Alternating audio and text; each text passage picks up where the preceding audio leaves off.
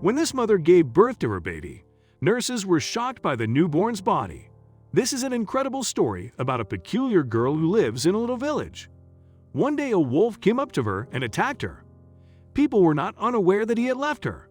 After some time passed, the villagers were aware that one of the wolves was approaching their homes and walking among them in search of food and water. His peaceful demeanor was noted by the people who were moved to treat him with kindness. Natasha, a young woman who lives outside of Hamlet, was one of the people who was most interested in this wolf because she brought him food and drink and kept an eye on him as he ate. This is something that the residents of the community noticed. Before we start, can we get this video to 1,000 likes? Please hit the like button and subscribe to the channel. Natasha is a strikingly attractive young woman. It's because she lives alone in a little house and has little contact with the locals since she prefers to be alone that they believe she is mentally sick, which is why the villagers believe she is. Despite the fact that she was a calm and pleasant young woman who helped everyone who came to her for assistance, she did not have a strong connection to her neighborhood. The young woman reached the age of 30, but she refused to be married. They had given up hope and were no longer interested in her. Natasha preferred to go to the forest and wander around there, conversing with the animals she encountered and the village people in the village. Rather than going to the village, she spends the most of her time in the woods or on the lake fishing. After being connected to the wolf, who used to visit the hamlet on a daily basis, the young woman waited for him and provided him food, then continued to pet and play with him, prompting the villagers to tease her and claim that she had fallen in love with him and desired to marry him. Natasha had a terrible childhood. According to the second speaker, Natasha and the wolf formed a bond as a result of her taking him to her home and caring for him there, where she'd also provided him with nourishment. She was overjoyed to be able to accomplish this with the adorable animal. She was always at the door waiting for him to come in.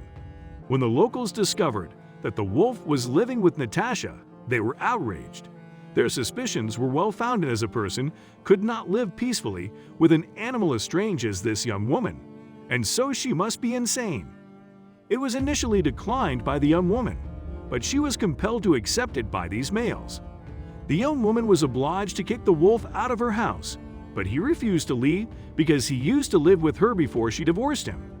The young woman found him in the woods and took him to her home, where she continued to caress and play with him before returning to her own home to eat.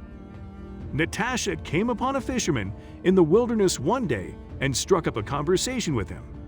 The hunter appeared to be a strange young man who was dressed in odd clothing. Natasha was unconcerned at first, and she continued to sit with the wolf. The young man approached her and began speaking with her in a friendly manner. The young woman realized for the first time since the loss of her grandmother that she could take pleasure in conversing with someone, and she continued to converse with him and inquire about his life and family as time passed. It turns out that the young man, like her, is an orphan who has traveled from a distant village and is on his way to one of the largest forests in order to set up camp there. The young man told Natasha that he does not have a given name, that he likes wildlife over other animals, and that he does not want to engage with his community because people mock him and think he is insane, among other things. The young woman extended an invitation to the strange visitor to stay at her home, but he declined and stated that he would sleep in the forest for 2 days. The young woman was unable to bear the thought of being parted from him and chose to spend the night with him in the woods.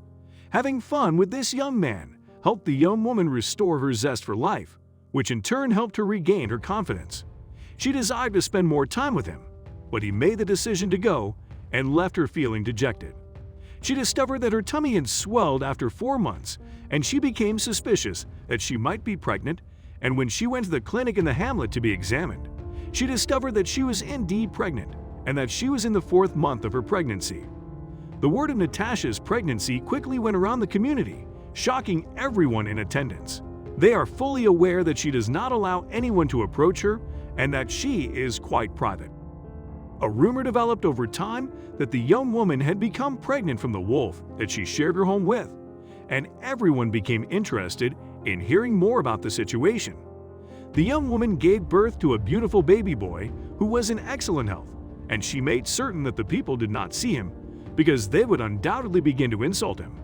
She has pondered remaining a few months in that hamlet, and once her son reaches adulthood, she plans to go to a different location so that he would not be ridiculed because everyone believes he is the son of a wolf, as he has been years elapsed between then and now.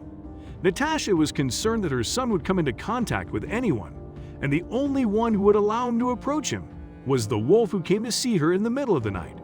On occasion, the wolf was delighted to have the youngster as a companion, and he slept close by and kept watch over him during the day. Following the widespread dissemination of Natasha's story, an organization specializing in social welfare services for children was formed. She approached the Meters in order for them to question her about her son. The young woman did not want to speak with them, but she was concerned that she would lose custody of her son. If the association issued a negative report about the way she was raising her child or discovered that she was suffering from depression, the social workers did not trust the young woman's claims about the way her child was born, and the narrative of her meeting with a strange man seemed weird to them as well. A few days later, the postman delivered to Natasha a letter that she had received from Child Care and Social Services, in which they informed her that she was not equipped to care for the boy, and that they would come to her home and remove him. When they returned the following day, they discovered that the house was unoccupied and that all of the doors and windows were open. They tried everything, including calling the police to locate Natasha, but were unsuccessful. According to rumors spreading among the people, one of the village fishermen witnessed the young mother and her child strolling through the forest accompanied by a massive wolf and a long-haired guy dressed in odd clothing. In addition, although he attempted to catch up with them, he was unable to do so because they vanished without a trace. Natasha may have made the decision to leave the house in order to live with that young man whom she met in the forest and who fell in love with his neighborhood at first sight, which she is highly likely. As for the wolf, she may have become accustomed to sharing her territory with her and her young child. Thank you for taking time to watch.